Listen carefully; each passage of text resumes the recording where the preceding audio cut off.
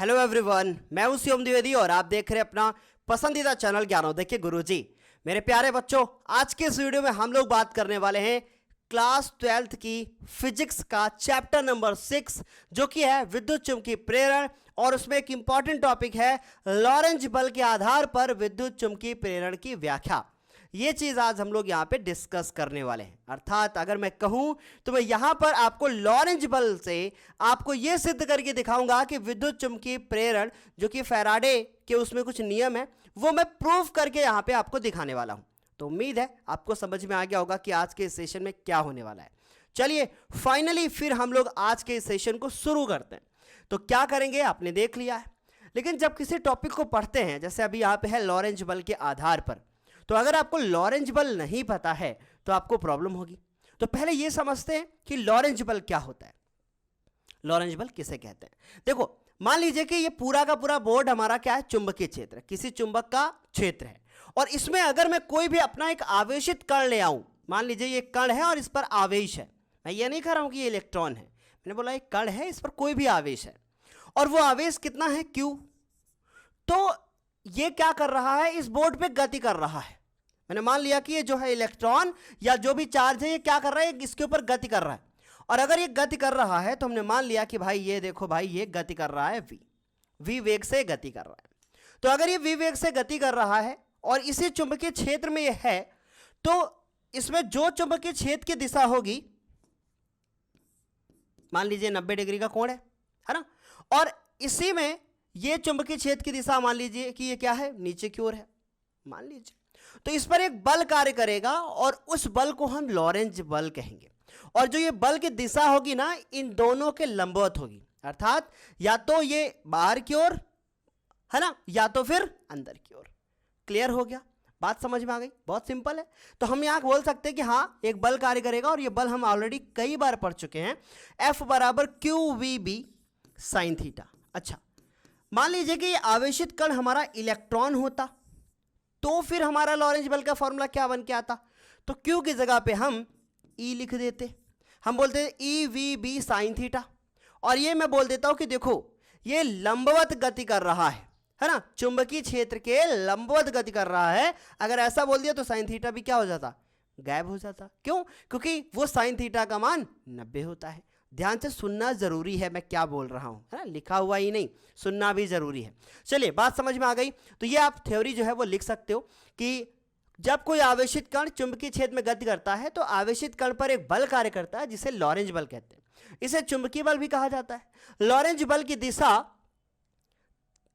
की दिशा कण तथा चुंबकीय क्षेत्र दोनों के चलने के क्या होती है, लंबवत होती है। जो लॉरेंज फोर्स की दिशा लगेगी ना, मतलब डायरेक्शन होगी ना, वो V और B दोनों की क्या होगी, लंबवत। जैसे मैंने बताया था कि अगर V इधर है B इधर है तो ये बल या तो आगे की तरफ या तो पीछे की तरफ, मतलब कहने का 3D। तो मान लीजिए बल ये आगे की तरफ दिखा दिया सर ने, तो ये लग गया हमारा लॉरेंज बल, तो ये हमने दिखा दिया। आगे बात समझ में, इसको आप F भी लिख सकते हो। उम्मीद है लॉरेंज बल तो समझ में आया होगा।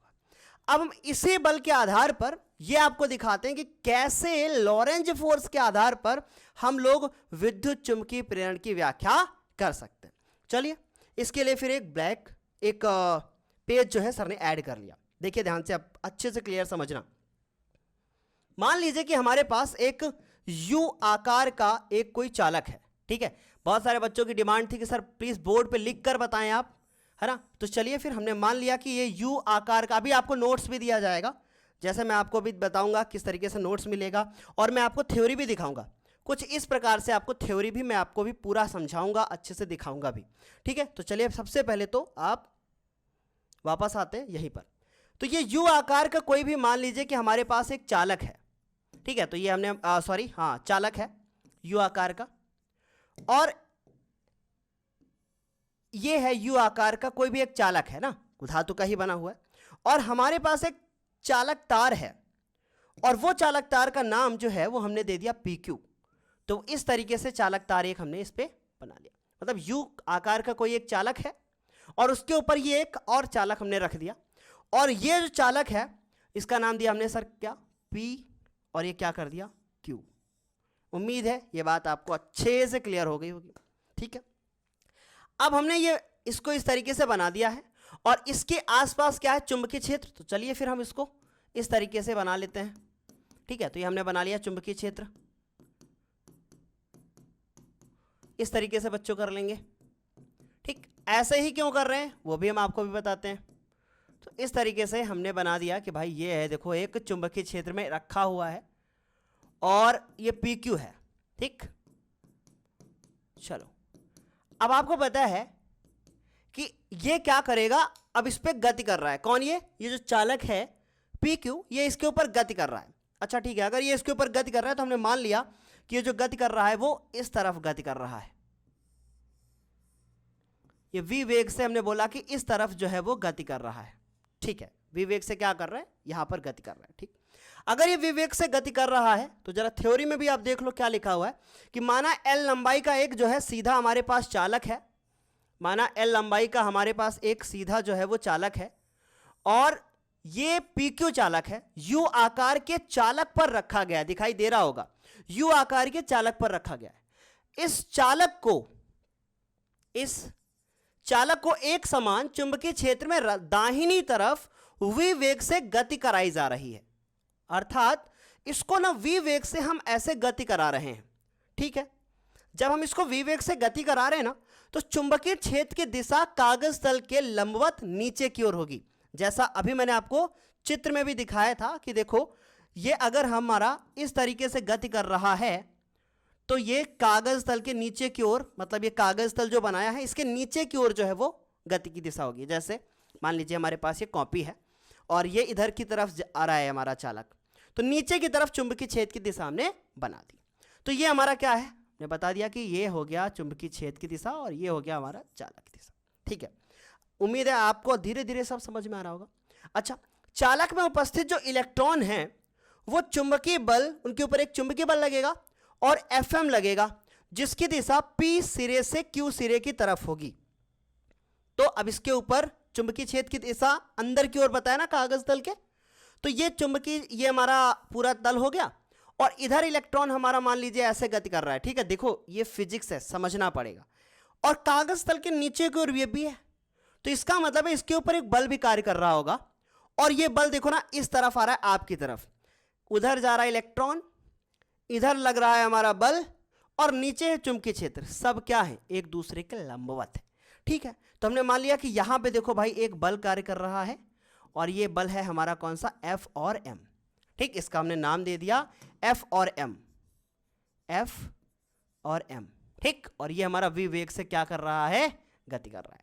उम्मीद है ये बात आपको अच्छे से क्लियर हो गई होगी। अच्छा ठीक है, अब इस पे जो इलेक्ट्रॉन है ना, बल नीचे की तरफ लग रहा है, तो जाहिर सी बात है PQ, और इन्होंने देखे क्या मान रखा है चित्र में, अगर मैं ध्यान से देखूं सो PQ N और M, तो हम इसका नाम दे देते हैं N और M। तो अब मेरे जो इलेक्ट्रॉन होंगे कैसे गति करेंगे, सोचो, ये जो इलेक्ट्रॉन होंगे इस तरीके से क्या करने लगेंगे, इस तरीके से इलेक्ट्रॉन हमारे गति करने लगेंगे। क्यों? क्योंकि ये तो बंद परिपथ बन गया, तो इसलिए इलेक्ट्रॉन गति करने लगेंगे।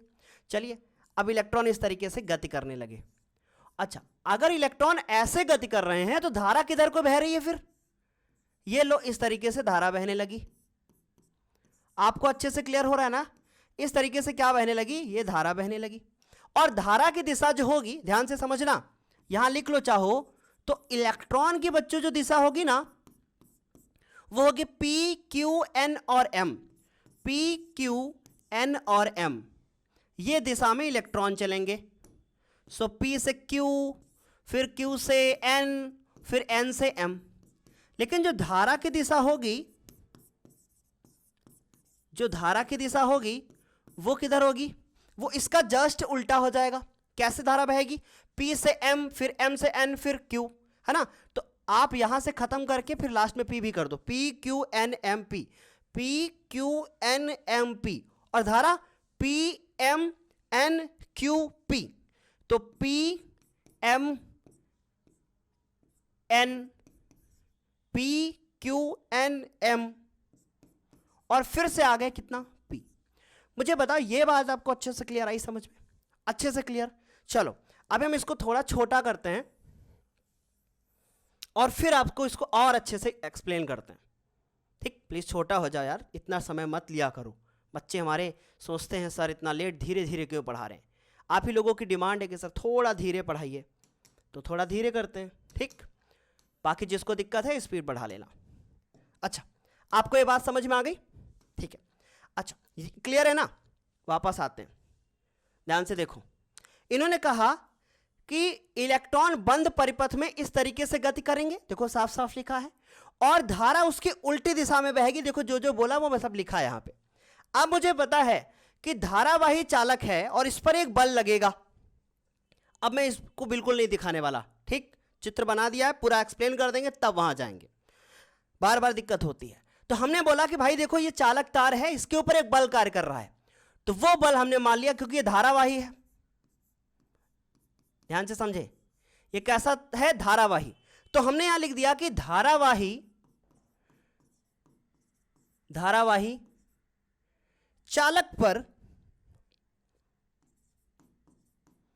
चालक PQ पर एक क्या करेगा? बल कार्य करेगा, और इसको हमने लिख दिया F डैश, है ना। और कितना बल कार्य करेगा? ये बल पर कौन सा बल कार्य करेगा? लंबवत पर लगने वाला लंबवत बल, है ना। ध्यान से देख लो, एक बार और दिखा देते हैं बस, कि सीधे धारावाही चालक PQ पर लगने वाला चुंबकीय बल, और जो चुंबकीय बल है वो कैसा है? लंबवत है। समझ में आ रही बात? तो लगने वाला लंबवत बल, मैंने लंबवत कर दिया, चाहो तो आप चुंबकीय कर लो। आ रही मेरी बात समझे? तो F डैश बराबर हो जाएगा IBL और साइन थीटा। आप लोगों को दिक्कत होगा तो यहां चुंबकीय कर लो, ठीक। और उसके बाद थीटा बराबर यहां लिख देना कि कितना? 90। जाहिर सी बात है कि कितना थीटा बनेगा? चुंबकीय क्षेत्र की दिशा में और बल की दिशा में 90। चुंबकीय क्षेत्र अंदर की ओर और बल जा रहा है उधर की ओर, तो जाहिर सी बात है इतना लगेगा। और ये F डैश बराबर मेरा आ गया कितना? IB और L, ये आया। अब थोड़ी कहानी है, ये चालक तार तो यार उधर की तरफ जा रहा है और ये कागज तल है। अगर मैं अपना सोचूं तो ये बायां है और ये दायां है, लेकिन कागज तल को अगर देखूं, मैं कागज तल को देख रहा हूं तो ये मुझे लेफ्ट दिखाई दे रहा है और ये मुझे राइट दिखाई दे रहा है। राइट मतलब दाहिना, ठीक। इसका मतलब है कि अगर मुझे इसको दाहिनी तरफ खिसकाना होगा तो मुझे एक और बल लगाना पड़ेगा जो कि F डैश के विपरीत होना चाहिए। मेरी बात समझ में आ रही? तो आप थ्योरी लिख सकते हो। यहां पे क्या थ्योरी लिख सकते हो कि फ्लेमिंग के बाएं हाथ के नियम के अनुसार F डैश की जो दिशा है वो V के क्या है? विपरीत होगी। इसीलिए देखो हमने पीछे की तरफ बल लगा दिया, ठीक है।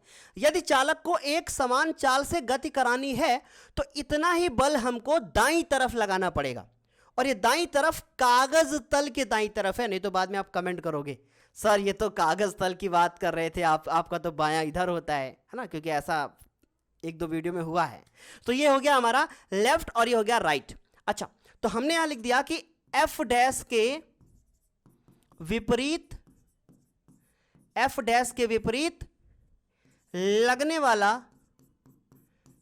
वाला बल, और अगर इसके विपरीत लगेगा तो इसका मतलब है कि मान लिया F बराबर वो हो गया F डैश, लेकिन विपरीत लग रहा है तो कैसा लगेगा? निगेटिव। आपको पता ही है, न्यूटन जी ने ये बताया ही था, है ना। तो हम बच्चों क्या कर देते हैं? F बराबर हमने लिख दिया माइनस, और ये हो गया IB और L। सिंपल सी बात निकाल लिया हमने, ये आ गया हमारा बल, ठीक। उम्मीद है ये बात समझ में आ गई होगी। अब बड़ी कहानी है छोटी सी एक, कि अगर ये जो हमारा तार है कुछ समय के बाद ये मान लीजिए कहां पहुंच गया? यहां पहुंच जाता है। इसकी आभासी स्थिति हम बना देते हैं, ध्यान से समझे, ठीक। तो अब जो F डैश लग रहा था वो इधर है, F जो लगेगा वो इधर लगेगा, उधर जाएगा, और ये पहुंच गया हमारा P डैश और Q डैश। समझने की कोशिश करें तो जो ये तार है ना वो बल इतना लग रहा है, तो जाहिर सी बात है इसको खिसकाने में कुछ तो कार्य करना पड़ा होगा कि नहीं। तो हम यहां लिख देंगे कि बल के थ्योरी में आ जाओ, नहीं तो आप लोग बोलोगे सर उल्टा हो गया। यदि इस बल के कारण चालक पी क्यू डेल टी समय में डेल एक्स दूरी तय करे तो इसके द्वारा कितना कार्य करना पड़ेगा। जो नहीं समझ में आया फिर से सुनो। ये जो चालक तार है, मैंने मान लिया कि देखो ये कितना गति कर रहा है, यहां से यहां तक ये डेल एक्स दूरी तय कर रहा है, डेल और एक्स इतनी दूरी तय कर गया। तो मैंने यहां लिखा कि माना चालक पी क्यू डेल टी समय में डेल एक्स दूरी तय करता है और कहां पहुंच जाता है, पी डैश क्यू डैश की स्थिति में करता है। तब पी क्यू चालक द्वारा किया गया कार्य, पी क्यू चालक द्वारा किया गया कार्य, और कितना कार्य होता है, W बराबर हमें पता है बल गुणे विस्थापन, है ना। तो हम यहां लिख दिया बल और गुणे में क्या, विस्थापन। ठीक, और बल हमारा है कितना, I B और L, वो भी माइनस का, और इनटू में क्या, डेल एक्स, और ये हो गया W। याद रखना, अब यहां से हमें अपना विद्युत चुंबकीय प्रेरण जो फैराडे का नियम है, जो कि है एप्सिलॉन बराबर minus delta phi t, phi और डिवाइडेड बाई फाई टी, ये लेकर आना है। फ्लक्स में परिवर्तन की ऋणात्मक दर विद्युत वाहक बल के बराबर होती है, ये लेकर आना है हम लोगों को। चलिए इसी में कुछ करना शुरू करते हैं। अब देखो ध्यान से दिमाग लगाओ, कब आएगा, है ना, ये कब आएगा एप्सिलॉन, ये तभी आएगा जब कार्य को हम आवेश से भाग करेंगे, क्योंकि कार्य बटे आवेश ही हमारा विद्युत वाहक बल होता है, अर्थात विभवांतर होता है। बात समझ में आ गई। तो चलिए फिर वो बनाने की कोशिश करते हैं। अच्छा, ये डेल एक्स क्या है, ये तो दूरी है, और एक हम लोग फॉर्मूला जानते हैं कि दूरी बराबर चाल और गुणे में समय। जानते हो कि नहीं जानते भाई। और चाल कितनी है, ये v वेग से देखो आ रहा है इधर, स्मॉल v, और समय कितना लेता है, डेल टी। बना दिया, यहां रखते हैं इसको हम लोग। तो यहां हमने लिखा कि माइनस आई बी और एल, और इसको कर दिया v इंटू में डेल्टा टी। ठीक, समझ में आई इतनी बात बेटा। चलो अब ये हो गया W, तो ये बन गया W। अब आप बताना, आप लोगों को दिक्कत तो नहीं हो रही कि शिवम सर, बढ़िया मजा आ रही ना। तो अभी हमने क्या किया, देखो अगर बच्चों हम लोग ना I को इसके साथ गुणा कर लें तो IT, और IT को हम Q कहते हैं, तो ये बन जाएगा Q, और इधर बचेगा हमारे पास B, L और V, और आगे रहेगा माइनस। मजा आ गई। अगले पेज पे जाएं, चलो अगले पेज पे जाते हैं। तो अगले पेज पे क्या होगा, W बटे Q करेंगे और B L V कर देंगे। तो अगले पेज पे हमने लिखा कि W बटे में Q और माइनस का B L और V। अच्छा देखो, हम लोग एक फॉर्मूला जानते हैं कि विद्युत वाहक बल जो कि होता है वो होता है W बटे Q। ये वही है विद्युत वाहक बल, मतलब विभवांतर। बात समझ में आ रही। जब ये कब होता है, जब परिपथ कैसा हो, परिपथ खुला हो, तब होता है। तो हमने मान लिया कि उसमें कोई भी हमारा जो है पोटेंशियल ड्रॉप नहीं हो रहा है, मतलब कोई भी वोल्टेज में ड्रॉप नहीं हो रहा है। जब वोल्टेज में ड्रॉप नहीं होता है तब हमारा विद्युत वाहक बल विभवांतर के बराबर होता है। तो आप इसको इस्तेमाल कर सकते हो। इसको एप्सिलॉन से लिखते हैं, तो यहां हम लिख सकते हैं एप्सिलॉन, और ये बन गया माइनस का B और L और V। ये हो गया हमारा पहला समीकरण। यहां तक अगर किसी बच्चे को कोई समस्या हो तो वो बता सकता है। जितना मैंने किया है वो मैं अपने मुंह से बोल के बता भी देता हूं, ताकि आपको थोड़ा बर्डन कम हो जाए, फिर आगे बढ़ेंगे। तो मान लीजिए कि हमारे पास एक चालक तार है PQ, जो U आकार के चालक में रखा है, और इस प्रकार से रखा है कि हमें इसको दाहिनी ओर गति करानी है। ठीक, दाहिनी ओर गति करानी है। ठीक है, हमने इसको दाहिनी ओर जब गति कराना शुरू किया तो हमें पता है कि इसके ऊपर एक बल कार्य करेगा। क्यों कार्य करेगा, क्योंकि जब किसी भी एक चालक को जिसमें जो आवेशित हो, और अगर वो चुंबकीय क्षेत्र में गति करेगा तो उसके ऊपर बल कार्य करेगा, और लॉरेंज बल लग गया।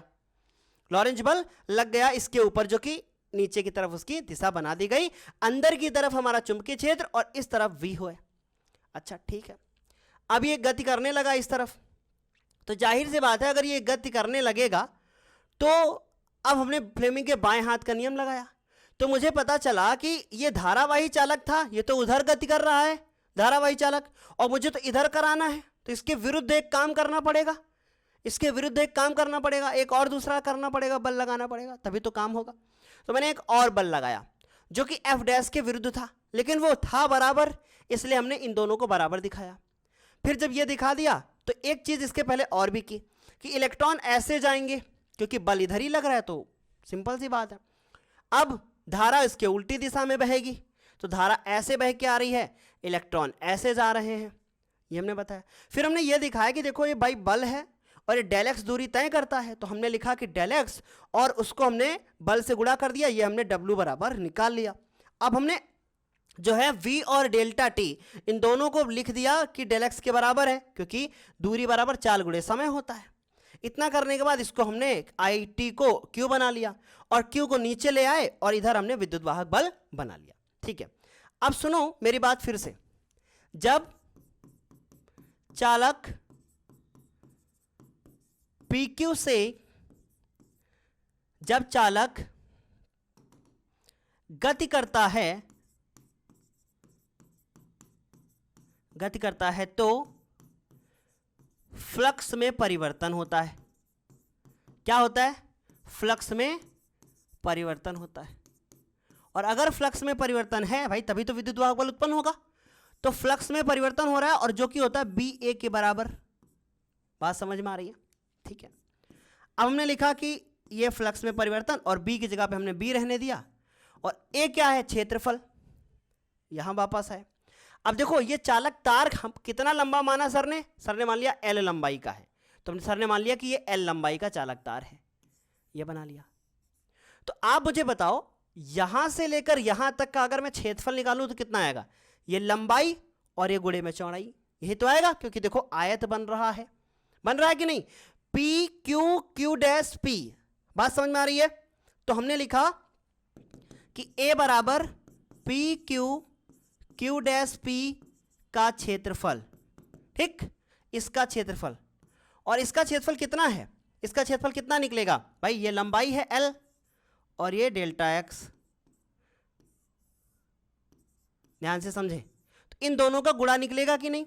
तो डेल्टा एक्स गुणे में एल, यही तो निकलेगा, डेल्टा एक्स और गुणे में एल, ये बनेगा हमारा।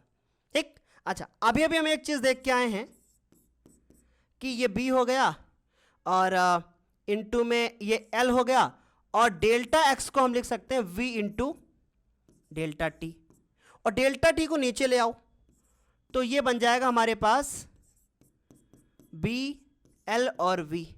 इसको मान लिया हमने समीकरण नंबर क्या? 2। ठीक, अब समीकरण नंबर 2 का मान उठा के 1 में रख दो। समीकरण 2 का मान समीकरण नंबर 1 में रख दो।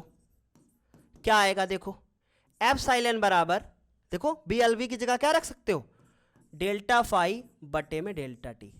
इस तरीके से ये हमारा बन गया विद्युत चुंबकीय प्रेरण का नियम। हम लिख देंगे यही विद्युत चुंबकीय प्रेरण का, विद्युत चुंबकीय प्रेरण संबंधी फैराडे का नियम है।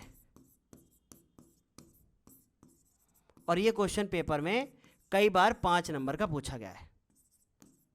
बात समझ में आ गई? इसमें कुछ होता नहीं है वास्तव में, अगर हम देखें तो कुछ है नहीं, बस बल, बल से कार्य, कार्य से विद्युत वाहक बल, फिर उसके बाद फ्लक्स में उसको बदल देना है। बताओ कुछ लगा कठिन कि फ्लक्स में परिवर्तन हुआ, फिर हमने ए को यानी क्षेत्रफल निकाल लिया, फिर वो क्षेत्रफल को यहाँ रख दिया और बाद में हमने यहाँ खत्म कर दिया। इस तरीके से हमने ये अपना टॉपिक यहाँ पे जो है वो कवर कर लिया। आप लोग लगातार कमेंट कर रहे थे कि सर हम लोग को भूल गए हैं, 10th को ज़्यादा कर रहे हैं। मैं फिर आज यही बोलूँगा कि देखो भाई, हर वक्त एक जैसा नहीं होता है बच्चों, समझिए मेरी बात, हर वक्त एक जैसा नहीं होता है। हमारी भी लाइफ में बहुत सारी प्रॉब्लम है ना। अभी आज की अगर मैं बात करूँ तो सुबह गया, कहीं जाना था, फिर अभी आया, वापस आया था घर तो 3:50 हो गया था। फिर मैंने किसी से बोला कि भाई टेलीग्राम पे आप मैसेज कर देना, टेलीग्राम पर आप मैसेज कर दीजिएगा, मैं मैसेज नहीं कर पाऊँगा, बच्चों को इन्फॉर्म नहीं मिलेगी, ऐसा करके सब मैनेज करता। फिर यहाँ पे 4:15 बजे आए, फिर 4:15, फिर 4:30 बजे तक इसको जल्दी से सेटअप किया।